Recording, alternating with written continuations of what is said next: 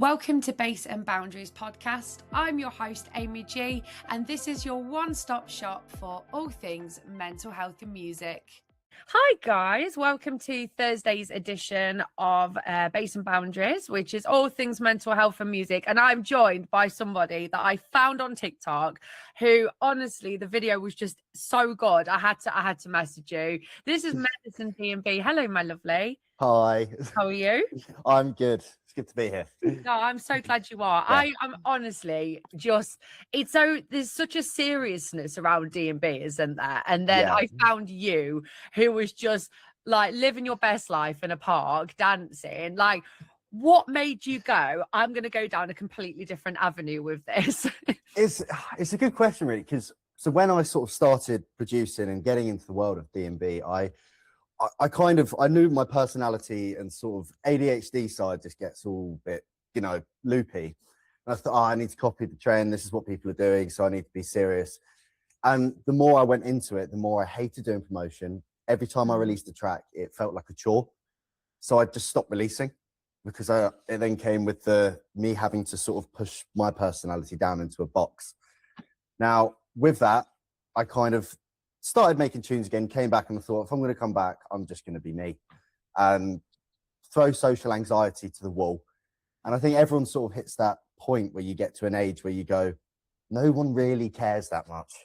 Yeah. Just be yourself. And it was sort of ticking from 25 into 26. And I was like, why do I care? Just be me. Have a good time with it. If someone cares enough that it's going to cause them distress, then just feel a bit sorry for them. Yeah. But yeah, just having fun, really. It's the best thing possible. That's what you can do.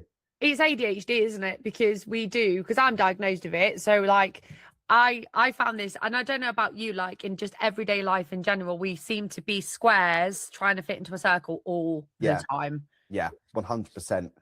And it's boring. It's so boring. It's so boring. I mean, I've always been called weird my entire life. Now, as like a kid, I used to think that was a negative thing.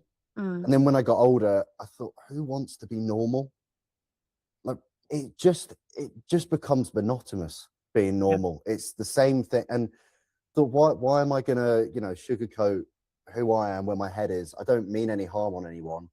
I'm not trying to cause any distress to anyone.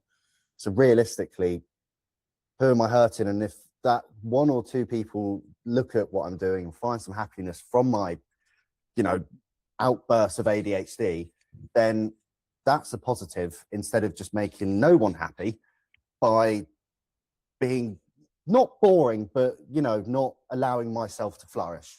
Exactly. Yeah. And I can sympathize with that massively because like for me, like for instance, like I told you just before we started recording, I quit my job and it was that's such an ADHD move. Like just like, no, I was gonna quit my job. Like because there was so many factors that was surrounding that. And I had to go away and I started doubting myself. And I don't know if you've ever been in a job or in that position where you feel like you're having to constantly squash yourself to try and be normal. And I couldn't do that. But then I was so scared of tripping up or saying something that wasn't going to work for me or whatever. And then I just went, I think this is better if I just quit my job and go do what I want to do. Is that kind of how you got to like? 100%. I think the best sort of correlation I can have with that. So I've got to give my girlfriend massive credit on this. So when I went on my first date with her, it was dating in any sort of relationships for me were always sort of it was a daunting thing because I thought no one's going to accept this side of me. Yeah. And turns out she had ADHD massively as well. Yeah. So we just clicked from there. And it was such a good feeling to feel accepted. Now I've got so much, appreciation for her because of that as well. And I think it's the same thing with where you say with the job and things like that. You constantly live in this bubble of thinking, people aren't going to accept this side of me. And then once you get to a point to realize no one cares, and when you find someone that does accept that side of you, it is just the best feeling in the world. You feel like a flower blooming at that point. And that's the biggest thing, isn't it? We struggle. I mean, I'll give a big shout out to my best friend because So she is neurotypical. Her husband's got ADHD. I have ADHD, but she's not. She doesn't have it, but she tolerates so much. I mean, I can sit in a room with her husband and we're just back and forth because we're just as like we're on the same bandwidth. Yeah. And she looks like she's rocking in a corner, and I love that for her. But having that, like, it's not even the word tolerance really, because that's the wrong term. It's more like you said, the acceptance of ADHD, which is something that so many people still don't get. And it's so easy to throw that buzzword, well, I've got ADHD. And it's like, sometimes I'll meet somebody and they haven't said it, but I know. And when we started chatting, I was like, I think you've got ADHD, but I don't want to say it just in case you didn't. Like, you know, because you just have that, do you? Like, do you think that's the driving force behind your music? I think there are definitely aspects to it. Yeah. I think there's a lot of, again, sort of going back to where I said not accepting myself, finding myself a bit weird. I used to see that as a hindrance, and I didn't really notice within myself that was the case. And, you know, my girlfriend's diagnosed with it. And the more I sort of allowed myself to be myself, I sort of then started putting the pieces together of going, I've clearly got something here. So I either fight it, spend the rest of my life fighting it, or I just allow it to flow. And I think once you just let that flowing within yourself, comes with its other challenges. Yeah, it does. Burnout's a big one. Do you experience burnout? Sometimes, yes. It can happen, but for me, it's normally, it's mornings. I am a terrible morning person, and then getting to sleep is even worse.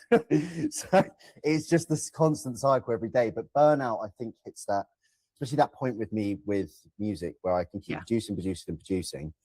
And you just kind of, you start making copies of what you've made before, and again and again and again. And you sort of repeat the cycle without noticing it, because you're just staying on that constant. So,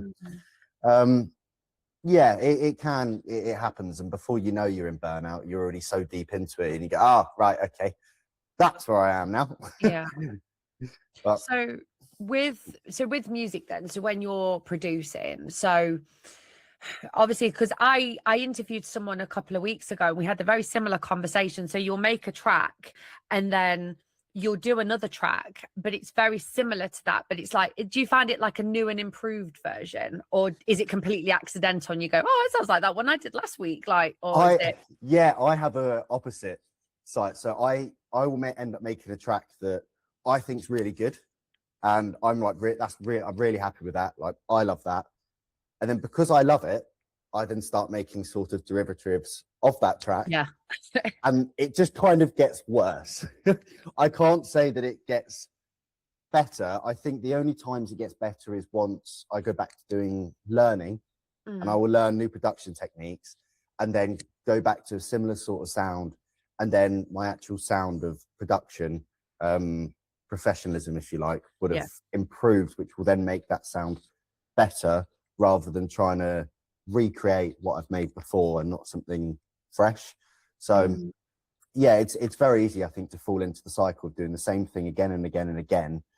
But, you know, that is just the definition of insanity, really.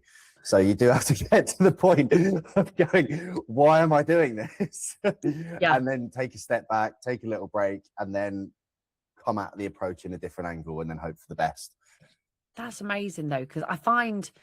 So I've spoke about this to several artists before. Did you, prior to making, you know, DNB, did you find actually that was the genre that you wanted to do? Was it something that you loved before, or was it just completely like, I'm just going to go for that particular genre? Like, what was the inspiration behind that one? Okay, this is going to be a long answer. That's fine. We've got time. You're good.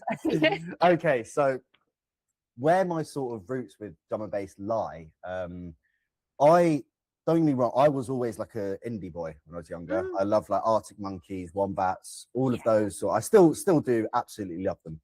But it wasn't until I sort of hit 16, went to like NAS Festival, and then 18 when I went to West Fest for the first time. That like night there at the rave, I was having so much fun. I literally danced for a solid 15, 16, I don't know how, can't remember how long it was, might not have been that long, but just from start to finish, essentially. Now, I was the only one, and this is when I sort of got the first inkling that there was something a bit different about me.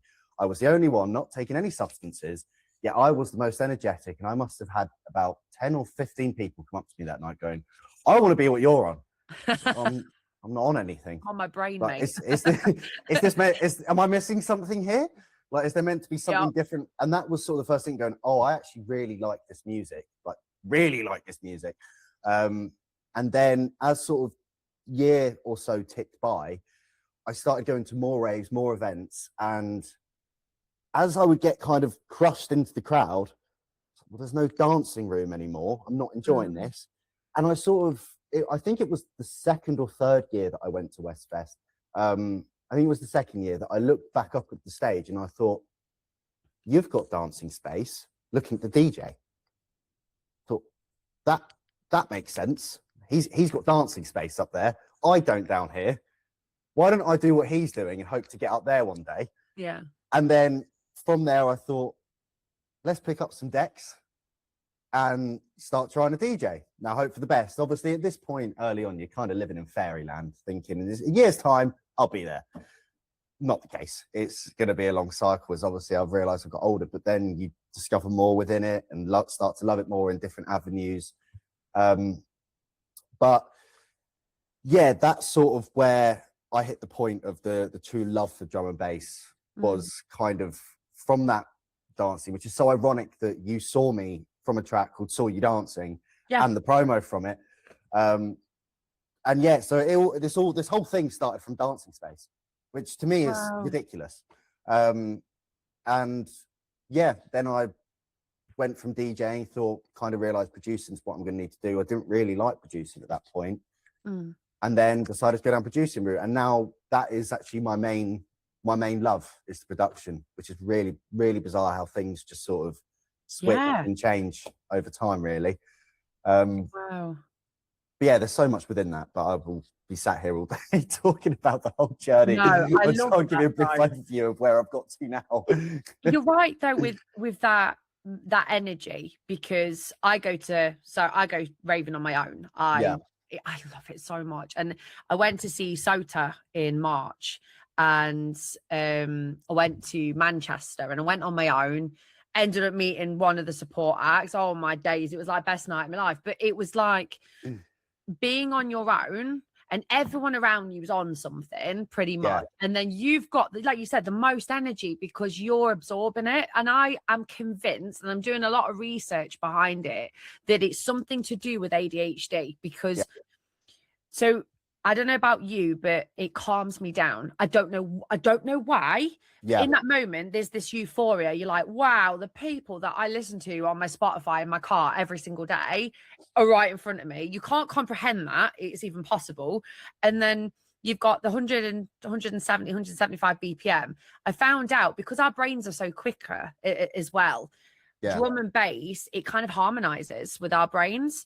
And it's like, now that makes sense, because it calms us down and it gives us that, we need dopamine all the time. And that's exactly what it gives us. And that speed of it, of the constant, switching something new, I think that sort of, there is a connection with it, as you say, and you get that euphoria. And, especially, as I say, that first year that I went to Westfest, I mean, when people say like chasing the dragon, I know I will never be able to achieve that level of like euphoria of what I felt then, but it's such a bliss feeling to know that it was so natural.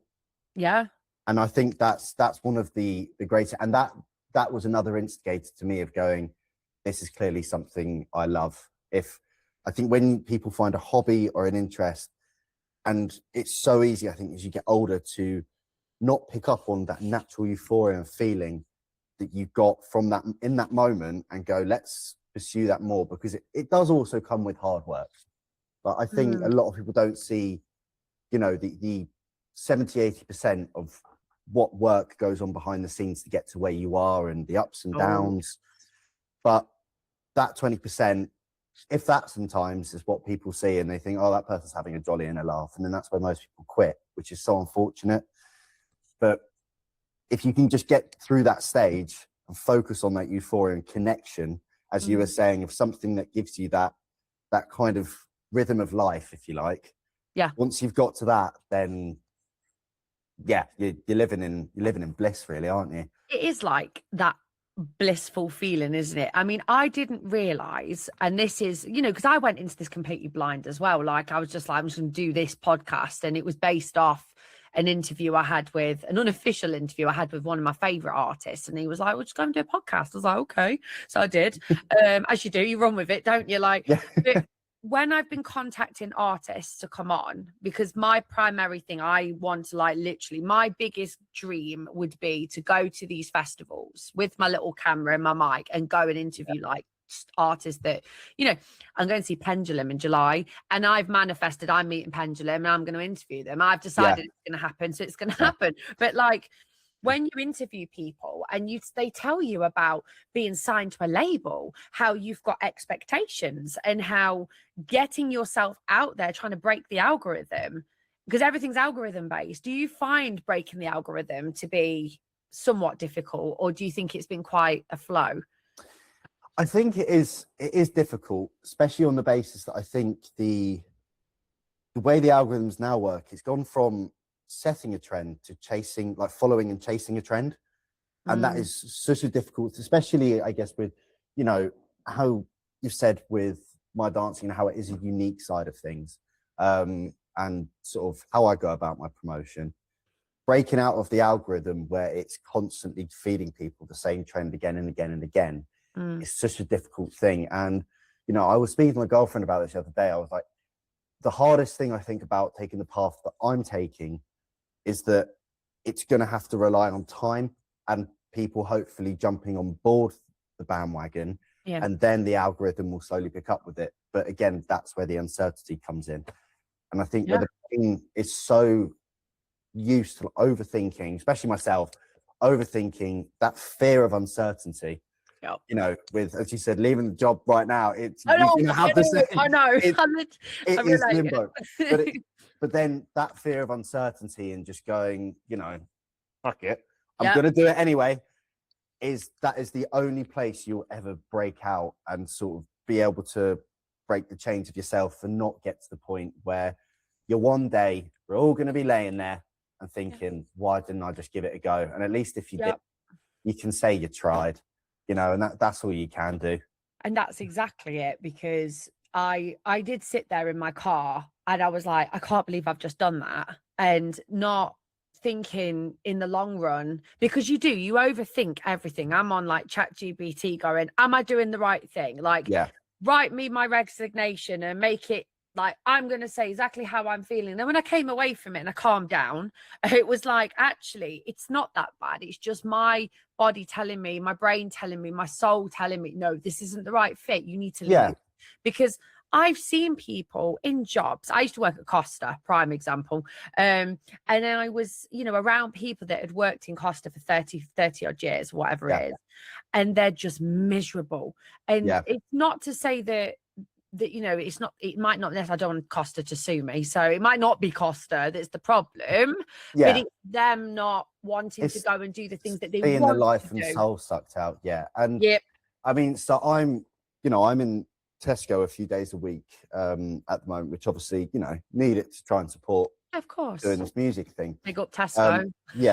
So but I've very much seen the same thing there, and not to cooks, they are all lovely people at heart, but there's the same few people there, and it really sucks, especially when younger lads will start working there and they will have hopes and dreams and they will make comments about it, and that is always such a I'm lucky I'm someone that can brush it off, but it's always such a difficult thing to hear. And I think it's not a nice thing. I think if I ever caught myself getting to a certain age and I was actively knocking others for pursuing their hopes and dreams, not to knock them, but because I think there is a feeling of resentment that they didn't do that themselves.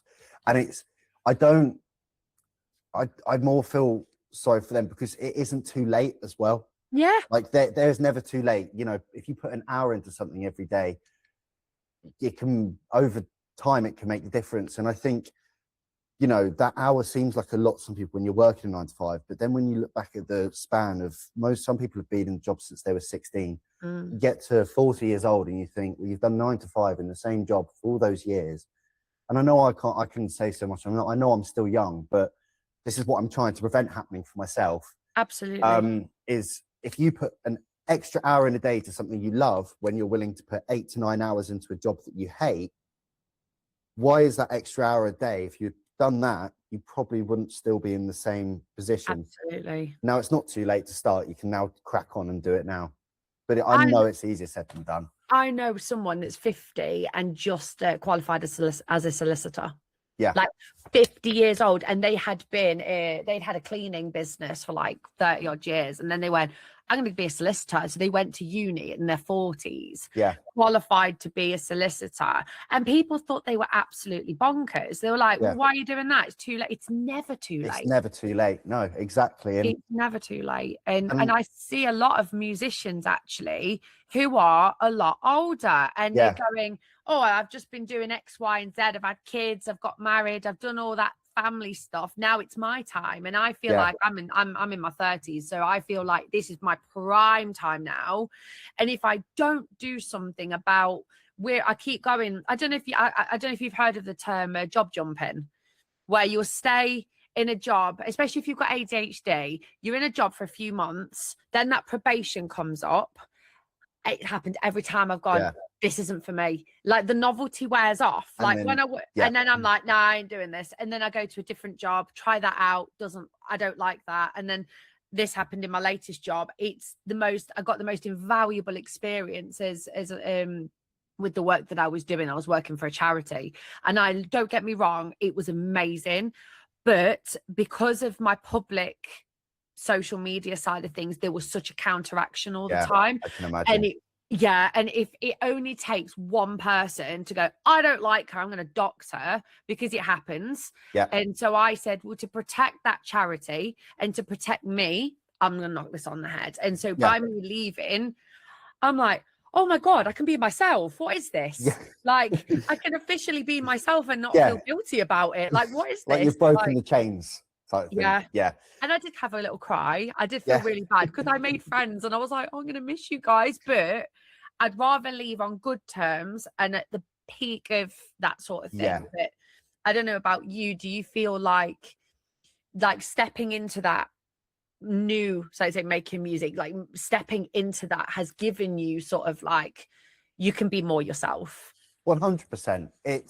It was very daunting at first. I can't fully sit here and say, yes, once I started, boom, I was myself.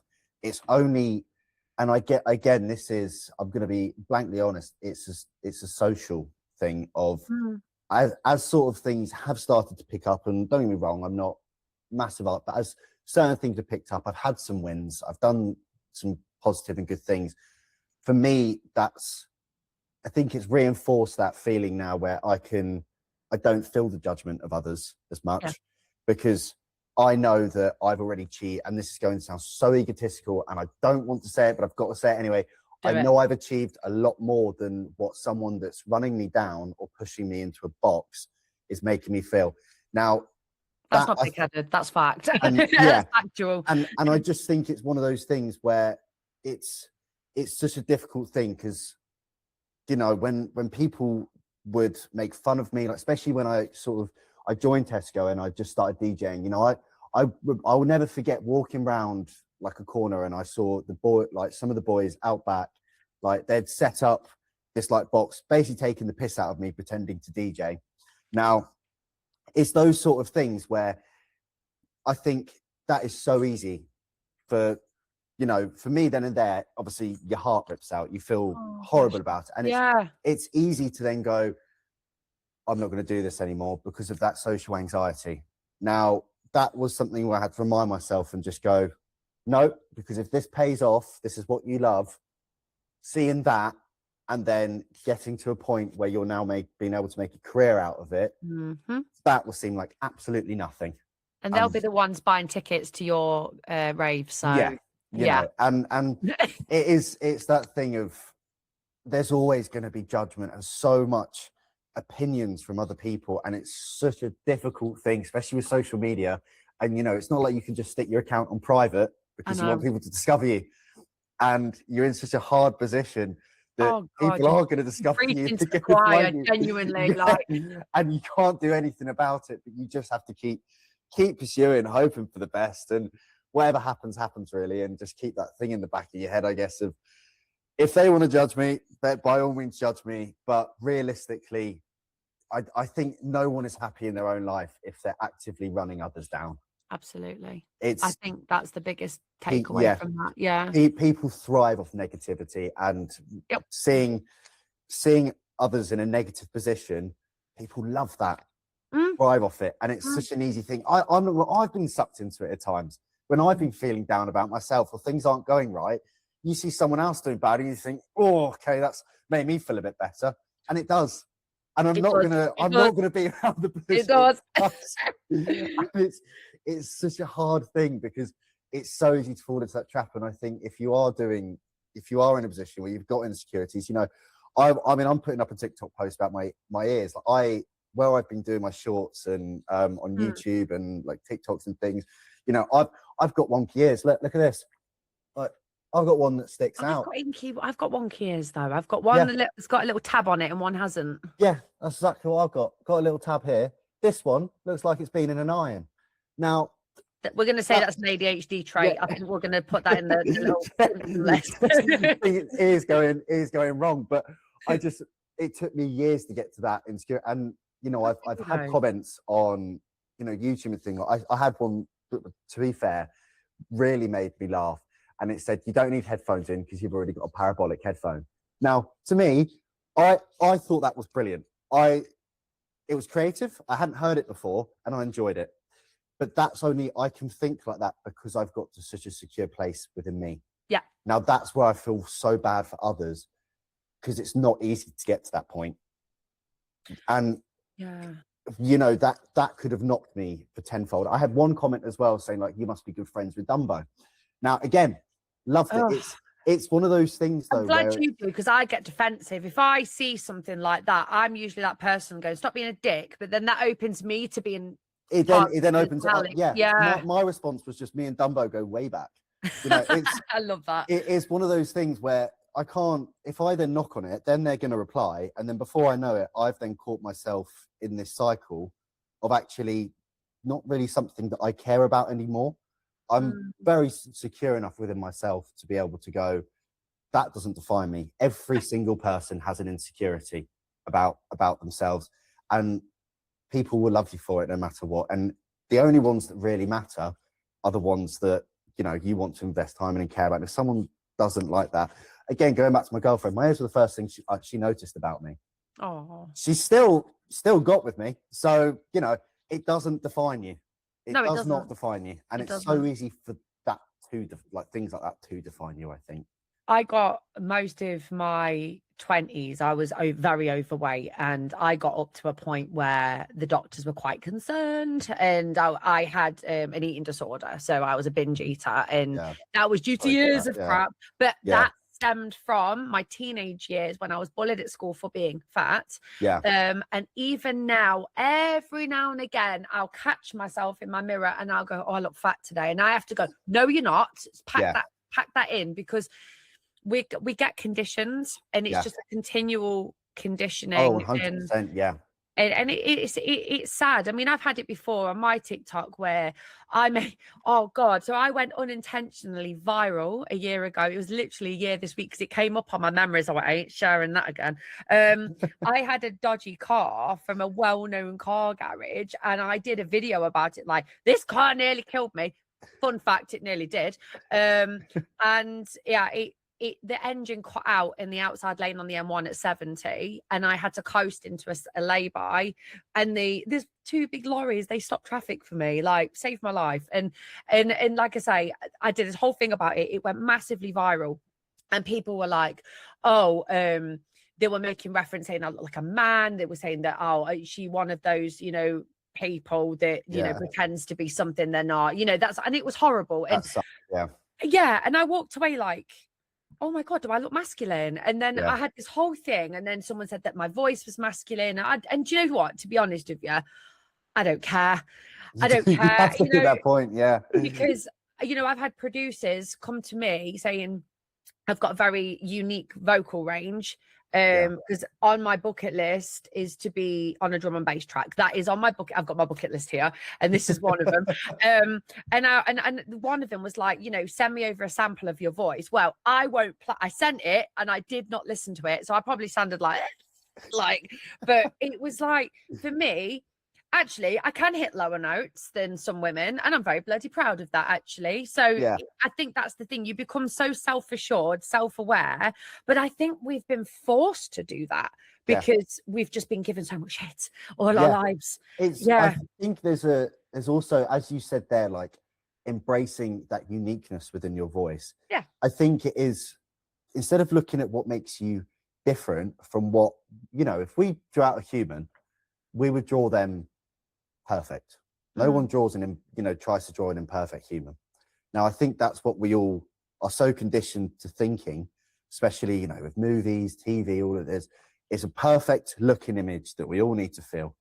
Now, once you embrace your uniqueness and you see what actually makes you stand out from the rest of the crowd, and go down that route, that's when, you can look at certain figures and certain people. I guess, like Lee Evans, for example. Lee Evans, great comedian. He gets upstage and goes, "Monkey boy," because he knows he has that uniqueness of a look.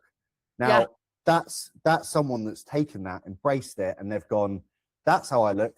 Do I care?" And all of a sudden, he's got all these people in front of him because he does not give a flying F about what anyone really thinks.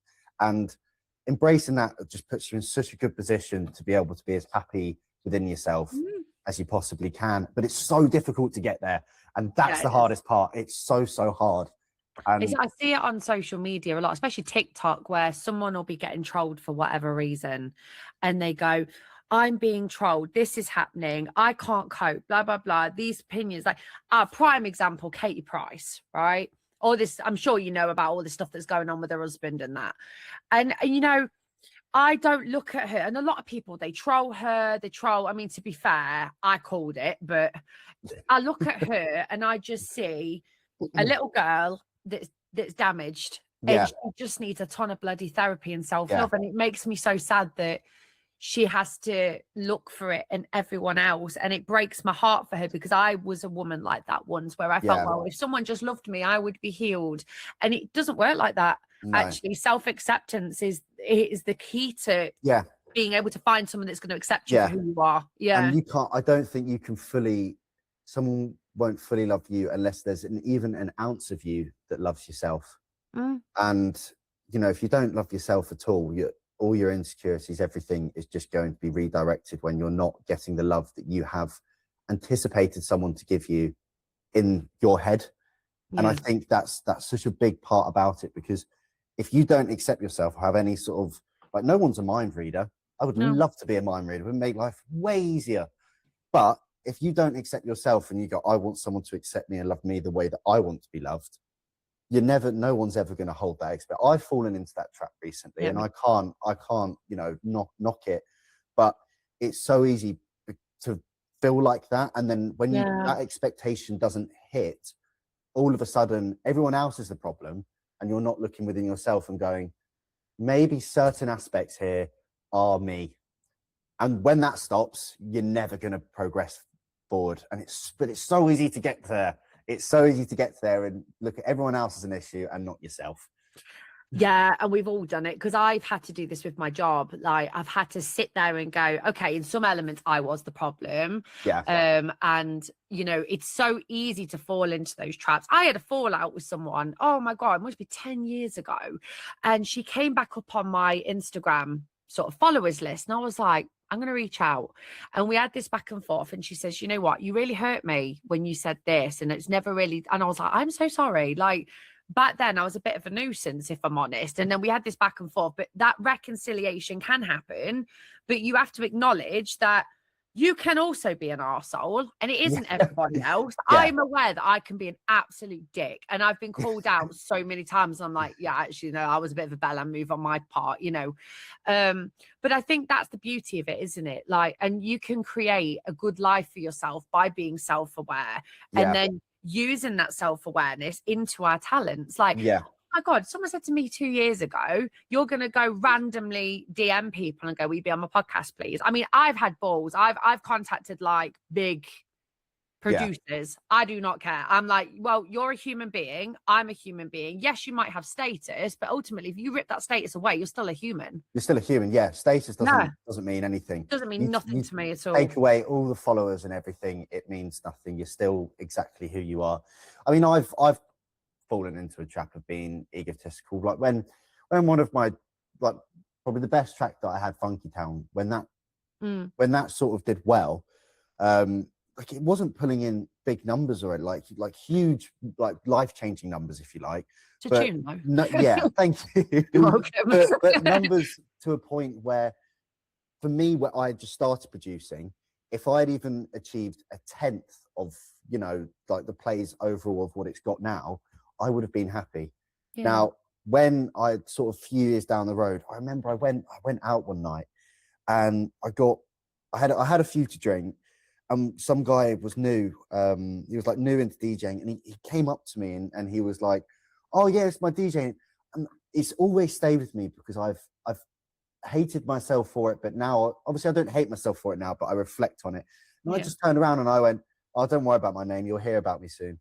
Why did I do that? Why on earth did I do that? It's always, and it wasn't until sort of the next day my mate messaged me. He went, "Why did you do that?" And I literally had a moment to myself and I thought, what an egotistical piece of crap I was.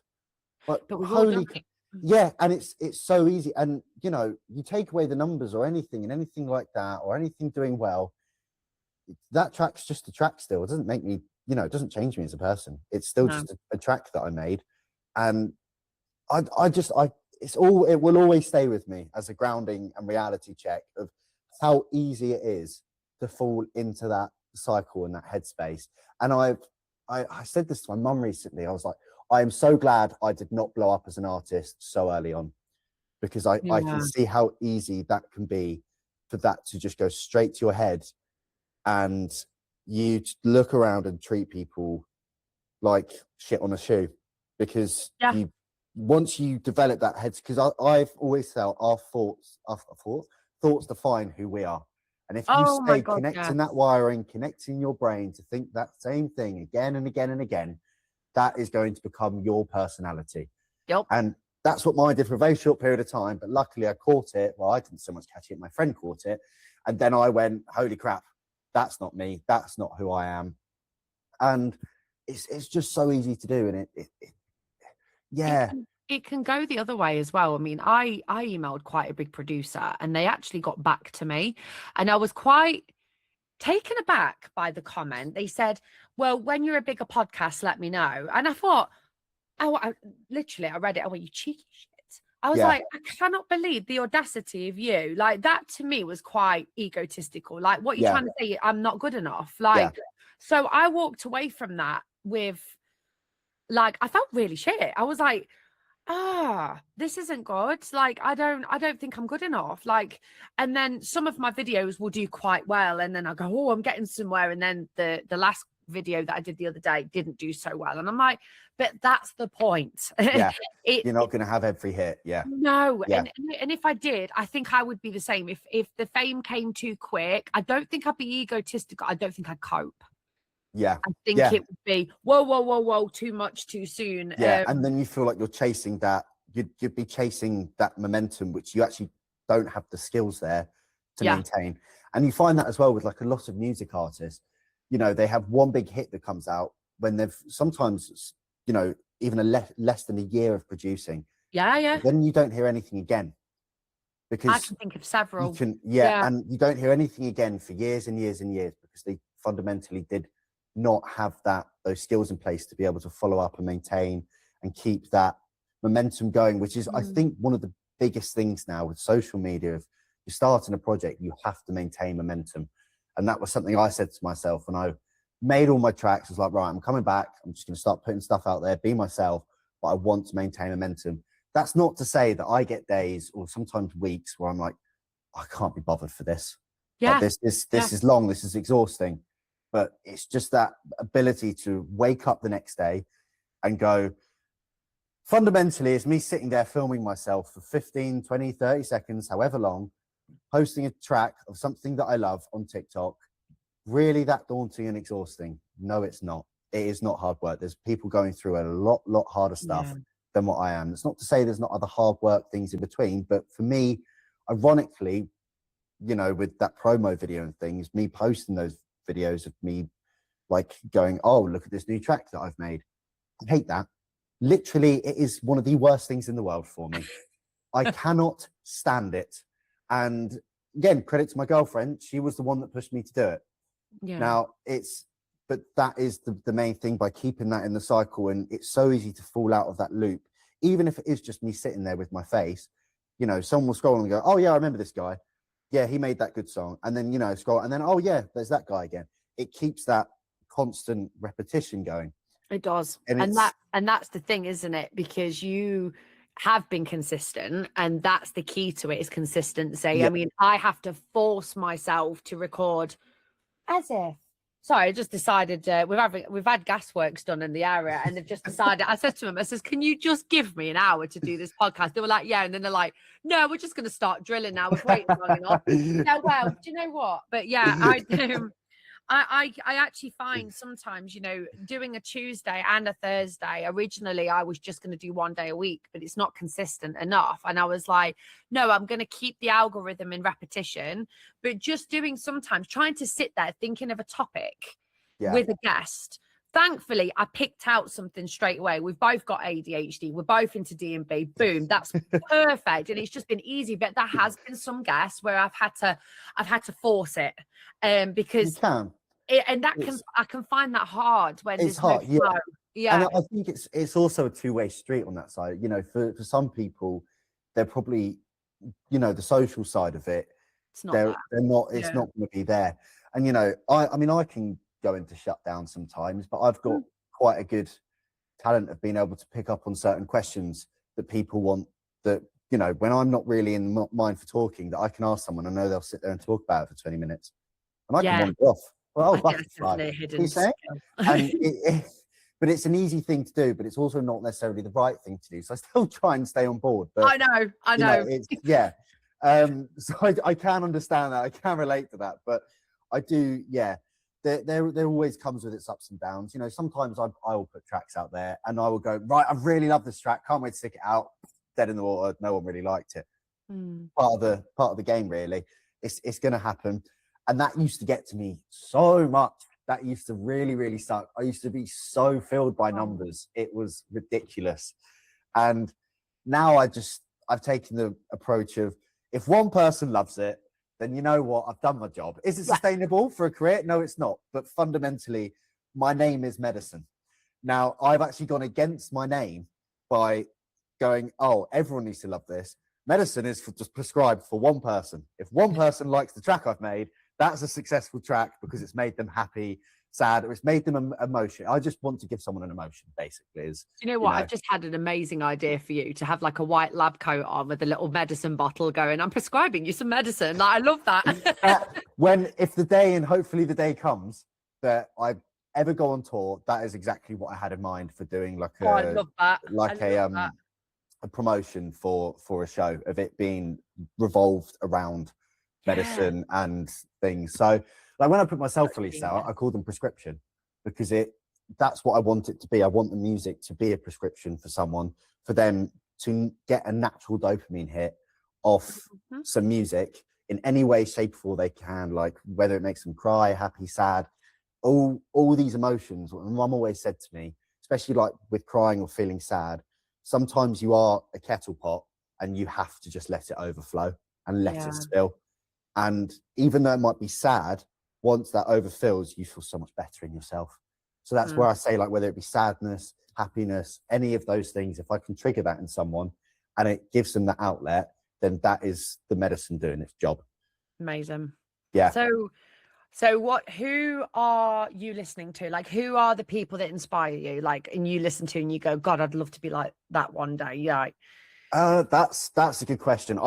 As bad as it's going to sound, I actually fall into the trap of listening to my own stuff a lot, on the ability of going like, ah, right, that's what I could have done better there. I need to work on that Yeah. side of myself. But in terms of other people, it's a real mix, to be honest. I love people like Sigma, Rudimental, feel good kind of drum and Yeah. bass. But that's not to say that I don't also love kind of, you know, heavier stuff. I love people like Mosey. Vibe Chemistry, he will always have a place for me because he taught me to produce. I've got so much respect for the man. Really? Yeah, I've got Wow. so much respect for him. You know, without him, I would not be, you know, where I am today. No So I way. can't, I haven't got a single bad. So I would listen to him a lot. Yeah. And yeah, there's so many different artists, but I do have like a little cheeky nostalgia playlist. I call it my nostalgia playlist, where it's got like Katy Perry, like Wombat, Soul Arctic Monkey, all sort of my white girl bang. Oh, I love that. Like, the kind of things you'd hear. You go into Pop World.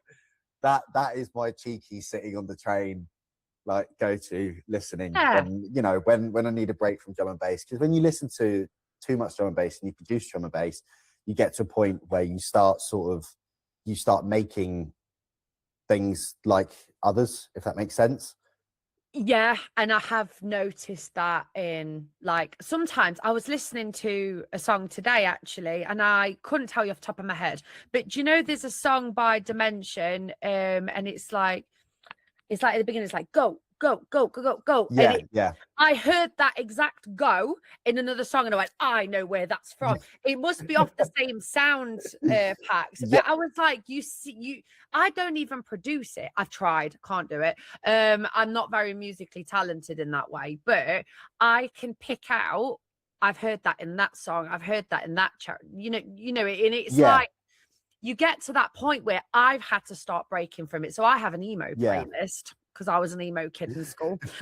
So sometimes I have to break it because you become, like I say, and then I find it a lot where I skip a lot in the car. Don't like that. Don't like that. Even a week ago, I was loving it so much. I have to be like, I'll always have my top favorites, but then I have to break it, because if I hear something that I think, oh, that could possibly have been AI, straight off the playlist, I can't deal with it. Yeah, no, I completely get that. See, that's such a thing going onto AI. It's such a hard thing to sort of decipher what could be AI, what couldn't be AI. Now, my opinion, if you like, of AI in music, I've always felt that it can be used for good, but it always has to be used in a way so this is just coming from a producer standpoint. I don't believe in like AI tracks or sort of, you know, AI vocalists and things like that. It's not for me. I think by getting like an AI vocalist or an AI track, you're taking the actual work out of a human being. But in terms of from a producer standpoint, I think AI is great when it comes to certain plugins. They can have AI tools that can get you in the right direction. But once you start relying on AI, which is what I have fallen into the trap for before, you know, when I master my tracks, it's a plugin called Ozone. Now that has a mastering assistant, which obviously is AI, it listens to it, but fundamentally that's still going to get it to a point of where it thinks it should be, you know, your track should be, not actually where the human ear might necessarily want it to be, or me as a producer. So you can use it in a way to guide you, but don't let that actually overrule you, is sort of where I come from a producer standpoint. Anything past that is a big no-go for me. I mean, sometimes, and I am guilty of this, artworks, sometimes I will use AI for artworks, because trying to be a startup producer, it's different. You make the track, you produce the track, you promote the track, the expenses unfortunately just get too high, and that is the hardest thing. And you know, when, as bad as this is going to sound, because I have paid a lot of people for artwork, and you know, when I'm paying upwards of £30 to £40 a time for artwork, then on top of that I want them to animate it so it can go up to 70-80 quid. Bloody hell. For them to do sort of the same job as what I can pay 2 AI softwares, £10 a month, and I can do that for about 8 tracks. You know, it is really difficult. Yeah, you've got to weigh up. Yeah, and Yeah. ideally I want to get to that point where I am in a financially stable position where the revenue is coming in from the tracks that I can support a graphic designer to be able to do it. But there also has to be that understanding within myself of a cost factor and going, that's going to cripple me from actually doing what I love. Yeah. So I have to weigh that up. And I know it's a bit sort of hypocritical of me saying, you know, by me getting AI vocalists, it takes the sort of the work out of a human being. But then I get an AI artwork. But the difficulty with that is an AI vocalist, you know, some would charge for vocals, but a lot of the time they're going to be a feature on the track. Now, and that's the issue I'm having with vocals, because I interviewed someone not too long ago and we'd not managed to do a full interview, so it's kind of been rescheduled. But yeah, he said, "Oh, I'm struggling to find vocalists," and I went, so I'm literally like, how? Because there's people like me that are crying out to be on a track, although, because you can master my voice, you can play around with it. But this is what stresses me out, because it's like, yes, there's AI vocalists, and there is no way I can hit like these high pitch notes that these vocalists can do, but it's AI.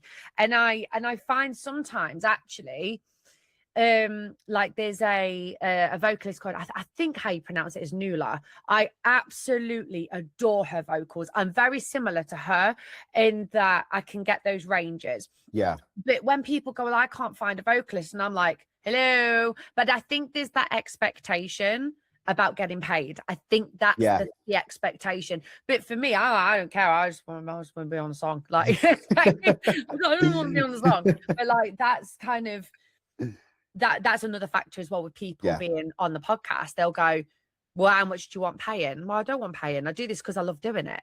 Yeah. So there is that, isn't there? Like, yeah. And I think there is that, you know, that element of it defines if you're doing you because you really love it, but it's such a fine line, doing really love it, but then also trying to make a career and earn some money out of it. But then there also has to come that understanding, you know. So I guess a good example would be, so Biochemistry did his like million streamed free rave at Milton Keynes, I think nearly 2 years ago now. And I played there. Now, at this point, obviously, I was under the impression that I would be getting paid for it. And I messaged him after. I was like, oh, am I like, and he was like, oh, no, sorry, no one told you that it was because it was free rave. There was no, I was like, that's fine. No problem at all. Yeah. Like, it's an understanding level. Don't get me wrong. I still got put up in a hotel that night that I didn't have to pay for. So it's not like, you know, fundamentally there was still elements within that, like my travel and accommodation all still got paid for in that situation. So I'm thankful that I even got that. Yeah. But I still would have been more than happy to turn up, pay to do all of that, just so I can play and do what I love and show off what I love. And, you know, I think it is easy to get an expectation of certain things. I've played lots of sets where I haven't been paid for, or sometimes they've, you know, said to me they'll pay you 30, 40 quid. And I've absolutely bombed the set because something's gone wrong. I mean, I've got a good story for you, actually. I played one set, it was 2 or 3 days before Christmas, and they had some DDJs that my SanDisk USB had a known fault for. Now, I didn't know this at the time. About 20 minutes into the set, my USB goes into, and I was meant to be I was like the co-headliner of this set. My USB goes into emergency loop. Oh, God. And you know the track, I want to send it from outer space to find another place. It literally got stuck on to outer space, to outer space. And people are thinking, oh, this is going somewhere. I am in full-blown panic mode that my USB is disconnected. That is all people can hear. And I'm like, what the hell do I do? So I put in my other USB, SanDisk, boom. That goes in, try and mix it into another song. Emergency loop, pretty much bang on the same point of the track. And I am, at this point, I literally had to cut music. I had to cut music. Dance floor cleared out for a good 5 minutes. Couldn't figure out what was going on. I had a backup USB. Always bring the triple backup. I had a backup USB that wasn't a SanDisk, but had literally none of my sort of updated cue points or anything on. Plug that in, and thank God it kind of worked smoothly. But you can imagine at that point the rest of that set. I got off the deck, so I was like, just take me home. Like, I just want to go. I need to lie down after that. oh Yeah. that stayed with me the entirety of that Christmas. That was so traumatizing that happened. Imagine. Just seeing that dance hall clear out, having to cut the music, and just when you can hear people shouting, "Get the music back on!" It's like, And you're like, I can't. I sorry. really can't, because people obviously don't understand the technical difficulties, but it is then looks on you that, you know, you're the technical difficulty. So yeah, that will always stay with me. But you know, these things happen. They do. They Yeah, do. they happen. They happened in February with an artist I saw called Andromeda. He's one of my favorites.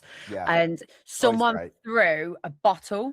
Yeah. And I've got it on video, and I sent it to him. I was like, the way he pulled this off was insane. So that they threw a bottle, I think it's a beer bottle, on the decks, and it caught. And then he's like, you can see that split second panic. And then it's like, do, and then it just kicks back in. And I was like, he saved it. Like, oh my God, I could just imagine his panic. Yeah. But he styled it out to make it look deliberate. And I was like, that's a pro move. That is. Yeah. And that is sort of, I think, nothing can train you for that. That comes with experience and going through those moments where you do have those different. I don't think any artist will ever have a smooth career where nothing ever happens. And I think you have to go through all of those situations to get to a point where something like that does happen and be able to bounce back for it. I mean, I played a set not that long ago. I'm not going to go into the ins and outs of it, but the decks they had, the guy messaged saying CDJ 2000s, so absolutely fine. Now, for me, I didn't realize CDJ 2000 Nexuses were a completely two box of frogs. And none of my cue points with the updated record box works in there. Now, where I do my DJ sets, they're very fast paced, very almost like a performance. It is very much like, this is happening, I'm playing here, this time. It's very all structured. Everything has a structure to it. Now, I couldn't do that anymore. It threw me off for about an hour. Now, my brother, bless him, was in the audience, and I look at my phone and I see a text from him going, "It's not going well, mate." Thanks for that. Thanks for that. Just, I know it's not going well, because I'm doing an hour and a half set, but I literally just pulled it back, tried to improvise, but again, learning curve, learning lesson. Exactly. Only things you can do in the moment, really. So as a final question, what would you say? Because I always ask an artist this, what if you've got a young person that, like my 13-year-old son, for instance, and he's got a set of decks, and he always listens. What would you say to a young person like my son who wants to get into D&B, but they just potentially don't have the confidence, or they don't know, like, what would you tell them? It's a really, really hard one for me on this.